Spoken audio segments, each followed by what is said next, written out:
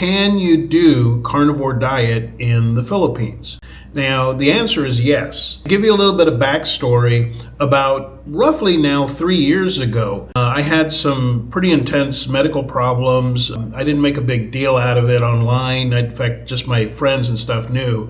But I became legally blind. I had not just cataracts, they were like black cataracts. And I was in California at the time when it happened. So that started sort of a domino of events where I had to bring my blood sugar down in order to get the surgery for both my eyes, which I did get, obviously. And then, but in order to do that surgery, the two surgeries, I had to lower my blood sugar down to an acceptable level that the hospital was okay with. So that started me with keto. Keto was great. It's good. A lot of people stick with keto. I ended up having to do a combination of keto and fasting in order to get the results I needed for my operations.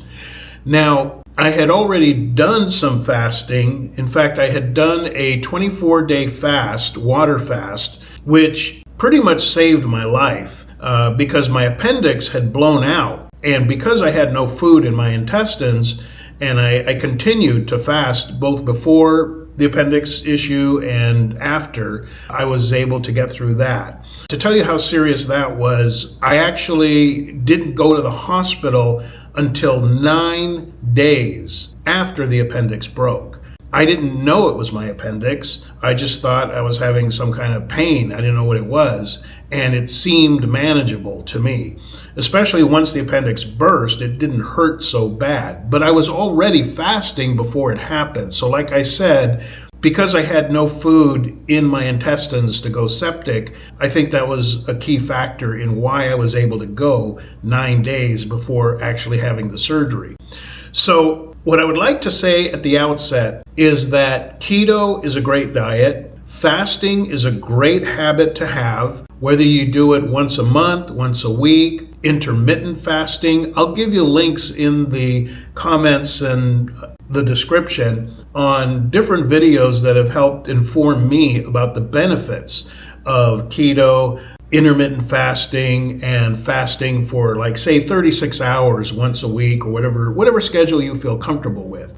I don't really recommend that people do a 24-day fast like I did. I've since learned that you can end up with some muscle loss. So it's actually better to do a 36-hour fast, say once a week or every 2 weeks, than it is to do one big long fast. And even then, you want to monitor your electrolytes and not be pushing yourself physically so that you don't end up losing muscle mass.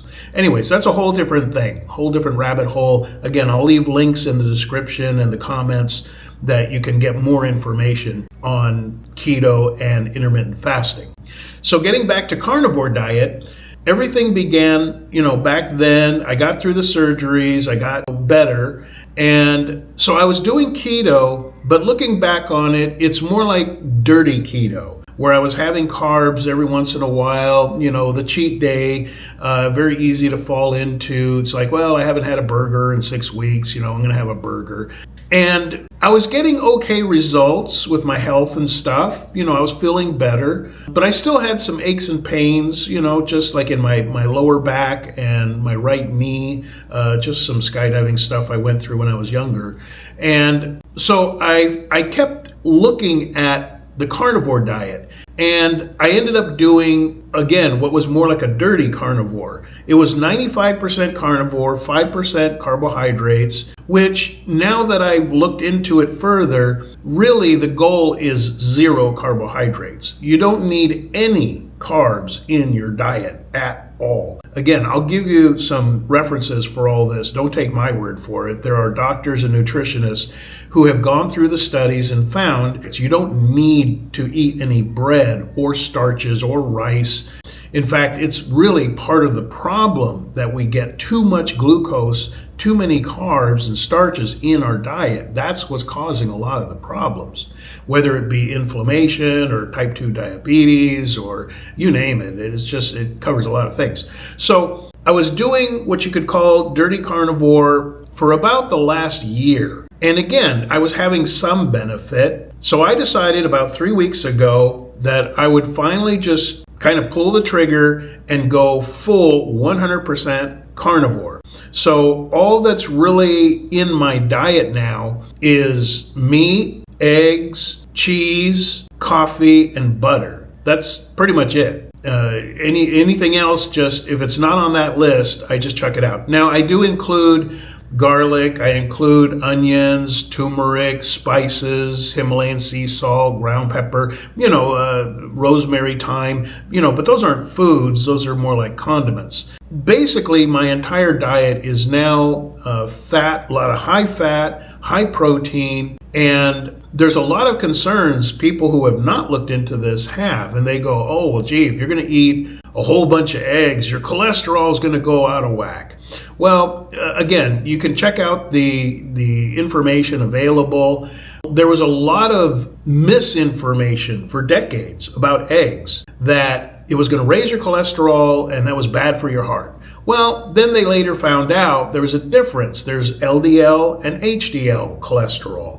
And eggs are actually one of the best things you could ever eat. Another thing that was found in, again, some studies that were done, is that many of the people who have lived to be 100 years old, some of those people were part of studies and they looked at all the different things they ate. Well, one of the things they found, surprisingly, was that they had high cholesterol. But it was high cholesterol based on the standards that have been set for years without taking into account, again, the difference between LDL and HDL. So it seems a bit convenient that the standards are low for cholesterol, because at that point, your doctor says, well, we're going to have to put you on statins the rest of your life. Well, statins have a whole set of side effects and problems that come with statins, but conveniently, it puts a little extra money into the physician's pocket by putting you on these statins. Plus, it makes a whole lot of money for the pharmaceutical companies. So here we have people that are living to be 100 years old or into their 90s, and they have, according to the medical standard, high cholesterol. Well, anyways, so the eggs, again, until you start really digging into the information about the carnivore diet, it's easy to get lost in a lot of misinformation about cholesterol. It was said for years that, oh, red meat is horrible for you. It's bad for your heart. It's going to plug up your intestines. Well, again, a lot of that has been dispelled. There was this myth that eating red meat was going to, again, block your intestines, and there was like people getting autopsies with 20 pounds of undigested meat. That was all BS.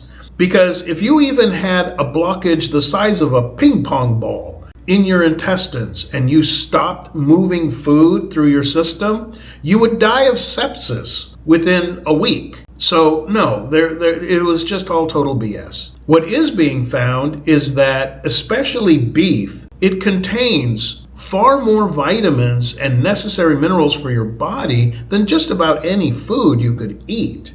Now, as a carnivore, you can eat chicken, you can eat beef, you can eat pork, you can eat fish. Now, some people decide to strictly stick with beef because it is, there are downsides to eating pork. It's got a lot of omega-6. You want omega-3, which is found in salmon. Now, here's the tricky part. In the Philippines, yes, you can find frozen salmon, but there's not a whole lot of documentation on it. It's just basically a white label and, comes from wherever.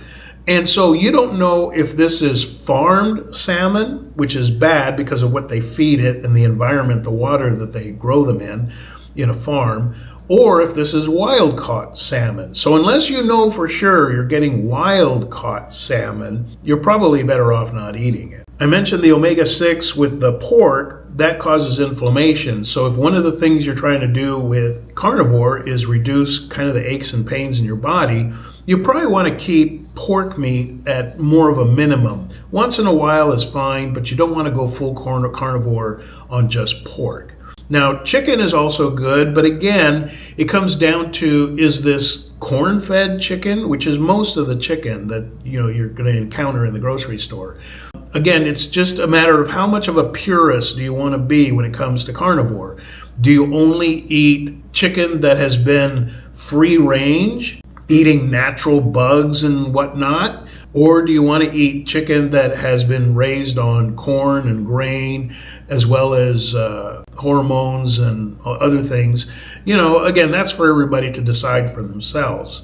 Now, for this video, what I wanted to focus on was two things. One, what it takes to be on a carnivore diet in the Philippines, and two, where you can get good beef in the Philippines. So the first item, if you're going to do carnivore in the Philippines, and I believe this is just as true in your home country, if you're going to do carnivore, you have to cook at home. You have to cook your meals at home. That's the only way you're going to know what went into that skillet and onto your plate. That's the only way you can control the ingredients. Because if you think you're going to do carnivore by going out and going to a steak restaurant, number one, you don't know what ingredients were used. You don't know if they cooked it in vegetable oil, which, by the way, just chuck any vegetable oil you have in the trash. All of it, all those seed oils, they're not even made from vegetables. That's a marketing thing. All of those seed oils, canola oil, corn oil, vegetable oil, whatever, they're all horrible for your body and increase inflammation. What you want to do is cook with avocado oil, coconut oil, olive oil. Getting ghee or tallow is a little harder to find, but you'd have to probably order that online. But cook at home. And you might say, well, I don't even know how to cook. Well, this is the time to learn. If you're going to do carnivore, it is absolutely necessary. You have to cook at home. And if you're willing to do that, there's YouTube videos on how to cook a steak properly. There's YouTube videos on how to shop and what ingredients to get to stay on a carnivore diet. You want real butter. You want to eat eggs. I have 4 to 5 eggs a day. I put an egg yolk in my coffee. That's another thing, drinking coffee. I have coffee every morning, and I only eat twice a day. My first meal isn't until anywhere between noon and sometimes 3 in the afternoon. And I'm not hungry because I have my bullet coffee in the morning. It keeps me full until my first meal of the day. That's when I have usually 4 eggs that I'll either make into an omelet with a lot of garlic and onion, or I might make some bacon on the side or fry up some kind of meat. I get the diced adobo pork. I'll cook that in the air fryer sometimes. 4 eggs for brunch is pretty standard. And then if I do snack at all, it'll be something like pork rinds. It's very high fat, and that's what you want. And that's another myth that comes up, is this whole idea that if you're going to eat meat, it has to be lean meat. No, completely wrong. Because your body only runs on one of 2 fuels. It either runs on glucose or it runs on fat. And what you're training your body to do in the carnivore diet is to get it to run on fat. This is called ketosis. And it takes about 24 hours to switch over. You have to cut all the carbs and sugar and starches out and stick to only taking in food that is protein and fat. That's why butter, heavy cream, meat, fatty meats, chicharrones, pork rinds, these are all part of the carnivore diet, because once you enter ketosis and your body is now functioning off of the fuel of fat, you're able to actually burn your own fat during the times that you're not eating, which is when you're asleep or, again, waiting until brunch to actually have your first meal. But this idea of eating low-fat chicken breasts, that does not help you. Yes, you'll get the protein, but you need the fat. The myth is if you eat fat, if you eat the fat off the steak, if you eat the fat in the pork, you're going to get fat. That's not how it works. Again, your body either runs on glucose or it runs on fat. You want to train your body to run on fat so that it actually trims down the excess fat that you have around your liver. If you're ever wondering, well, do I have fatty liver? If you look down and you've got a round stomach, you've got fat on your liver. So rule number 1, if you're going to eat carnivore, if you're going to do carnivore in the Philippines, you have to cook your food. Going out to a steak dinner, I've found three places that make a really good steak dinner here in Bohol, and each one of them is at least, the cheapest one is $18 a plate. There was one that we went to, and granted, it was enough steak for the both of us, but it was about $32, maybe $34. So dining out at steakhouses in the Philippines is not going to be cheap. And again, like I said, you don't know what they put into the vegetables, if there's MSG, vegetable oil. You're better off cooking at home. So rule number 2 is obtaining quality, decent beef. Now, even before doing the carnivore thing, as part of my keto diet, I was looking to find a source for good beef in the Philippines. And here's what I found. On several islands, and going to like every grocery store, the main ones that they have at the malls and even the smaller malls, I even went to malls that were built and run by meat companies. Well, even after checking all these out, I never found beef that was edible. What I came across was something that was sold as beef, and if you look it up on ChatGPT or Grok, much of the beef that you will encounter in the Philippine supermarkets is actually carabao. And the meat that isn't carabao, that actually is beef, is not cured for 30 days like it is in most countries to somewhat tenderize it with the enzymes. It's part of the process that they have a dry curing time or a wet curing time for most meats for about 30 days, 2 weeks minimum, before it's given out to the supermarkets to sell. Whereas in the Philippines, it's usually butchered like a day or two before. It's just straight to the shelf. And so I have found consistently, without exception, every grocery store I have gone to and gotten beef, even, this is not exaggeration. I'm telling you, we have done this. V and I have done this. We got beef. We cubed it, cut it before cooking it. We tenderized it, smacked it a bit, put it in there, boiled it at high temperature for 3 hours, and it still was not edible. And when I say not edible, you could not pull it apart with your teeth. It was hard to even cut it with a steak knife. And that's after 3 hours of boiling it. I mean, you would literally have to probably boil it for 20 hours to make it even seem edible. So in order to do carnivore and you want beef to be a big part of that, you're going to have to find a good source of beef. Now, there's 3 places that you can get good beef. One is Landers. Many of you are familiar with Landers. It's kind of like a Costco. The other is S&R, which again, very much like a Costco. That's where you can get some quality beef. Now, it'll be a little pricier than what you get at the Philippine supermarket, but at least you know you're getting quality beef that you tenderize it a little bit and it'll cook up and it's great. The prices are going to vary city to city and based on how much stock they got, but at least you know you can get good beef. Now, the third option, aside from Landers and S&R, is what I did was I checked around. There are places in most islands, Dumaguete, Bohol, Cebu, there are businesses that are in the business of providing imported beef. Most of it they get from Australia, some of it they get from Japan, but it's all imported beef. And the one that we go to is a place here in Tagbilaran. I believe it's called Cheap Steaks. And it's a very simple little shop. They just got a couple of freezers and you just pick it out. I usually get half of them sirloin and half of them ribeye. They also have Wagyu, which I'll get eventually, when we're going to do like a Korean barbecue night or something. Depending on where you go. Now, the place we go to, we're able to get a kilo of good beef, ribeye or sirloin, for about 1,300 pesos, which is roughly about $21.50. Okay, we'll just round it off to $21. So that includes 4 steaks, which are just about 3/4 of an inch thick. In fact, I'll show you a little video here in a second of some of the steaks that we pick up. Now, here on the left This is the steaks as we get them frozen. They're vacuum sealed, imported from Australia, and this is one that I've defrosted. Now, as I might have mentioned before, I usually split it up. I'll get half of them as ribeyes and half of them as sirloins. It's got a good amount of fat on it, which is what I want.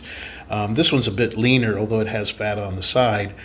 And what we usually get are grocery bills is a bit more simple. So like we usually always have lots of garlic to put in with it. I like putting big slices up to half of an onion, grilling that in there. I grill an entire head of garlic with it as well. I checked out the different butters available. One that I like is this one here, Anchor. It's actual butter from New Zealand. And so I'll buy like five bars of that at a time, because I use about a stick of butter in my coffee every morning, plus I use another stick of butter every night to cook the steaks. Now I start the steaks, I'll maybe provide a link to one of the my favorite Gordon Ramsay recipes for making the perfect steak, but essentially you start with a hot skillet, get it nice and hot, then you add the oil. Now we use a combination. Sometimes I'll use olive oil. If we're running low, then I use coconut oil. Once the pan is really hot, then you add the oil, then you sear it on each side, and then you add the butter. I also use rosemary and thyme. Now to marinate it, I only use the ground sea salt and the ground pepper, along with a bit of meat tenderizer, and also some jalapeno vinegar. And that's been tenderizing these really nicely. I mean, I also poke it with a fork, and I'll bang it a bit, soften it up that way too. And I usually do that about 12 hours before cooking time. And man, the steaks just come out so tender, so good. V likes them more well done, and I prefer them medium rare. So you can find all of this stuff at either the grocery store. The Himalayan sea salt was cheaper ordering it by the kilo online through Lazada. And you can get A1 sauce if you just look for it. I usually buy 4 to 5 packages at a time. That way we've got them in the freezer. We just defrost them a day before. That way I can treat them, tenderize them and all that for dinner later on. But since you're spending about 1,300 pesos for 4 decent sized steaks, it comes out to about 260 pesos per steak. Now 260 pesos is about, let's just round it off, is about $5. So what it boils down to is I can get a good steak for $5 that I cook at home. V and I have a steak every night. We've been doing this now for coming up on 3 weeks that we both decided to go 100% carnivore. We each have a steak, nice big one, every night. So you're looking at $10 a night, 2 steaks, okay? So at $10 a night for 30 days, you're talking $300, and you can have quality steak every night. Now, one great thing about doing carnivore, this makes our shopping list so much easier because, like I said, we have the steak in the evening, and the only sides I'll usually put with it, me personally, is half of an onion, which I grill with the steaks, 1 head of garlic, which I grill with the steaks, a whole lot of butter. We always keep butter in stock, real butter, not margarine, not crap made from vegetable oil, real butter. Now, V prefers as a side dish to have mushrooms, which the mushrooms here are a little expensive, but again, we have cut down on so much other stuff that we don't buy, because now our shopping list is very simple. It's meat, butter, heavy cream, eggs, coffee. So even though we're spending about $300 a month on steaks, we're only spending about another $250 on things like eggs and heavy cream and butter and such. It really, to us, the way I look at it, it all evens out. For all the stuff we're not buying, it makes the $300 a month for steaks, workable. And it has the added value that it's healthy. We're eating a much healthier diet. Plus, again, we each have 2 meals a day. Right about noon, 1 in the afternoon, and then second meal in the evening. Usually once it gets dark, about 6 p.m. is when we start cooking. And if we do feel the need for a snack, we always got bags of chicharrones laying around. So I hope that kind of sheds some light on, can you be a carnivore on a carnivore diet in the Philippines? Yes, you can. But you're going to need to cook at home. You're going to need to source, your beef, and decide just really how pure carnivore you want to go. Again, it's all good if you're eating meat, and including the chicken and the fish and the pork. Again, some people, they only eat beef, and I can see some benefits in that. Me, personally, I'll eat a roasted chicken. I got no problem with that. But I pretty much am trying to just stick with meat and eggs. I'm not even really into eating salads or potatoes or anything else. Again, I do the grilled onion, the grilled garlic. Your stomach sort of shrinks and adjusts to the amount of food you eat. So for me, for dinner, if I have a steak, half a grilled onion and a grilled garlic head, some cucumber lemon with stevia. Again, we don't use any sugar. We only sweeten stuff with stevia. It just makes everything so much simpler and so much healthier for our lifestyle. So if you have any other questions, feel free to put them there in the comments. If you've been doing carnivore for a long time, a short period of time, whatever, if you've been happy with keto, feel free to put that in the comments. I'll also put a link to a Facebook group that I put together about 2 years ago called Healthy Habits. In there, you will find so many links to really good videos by everybody from Dr. Berry to Dr. Gundry, Dr. Berg, quite a few nutritionists, Steak and Butter Girl. There's just so many good vloggers that can give great information on the carnivore diet or the keto diet if that's what you're interested in. So see you there in the comments, and we can talk about it more there.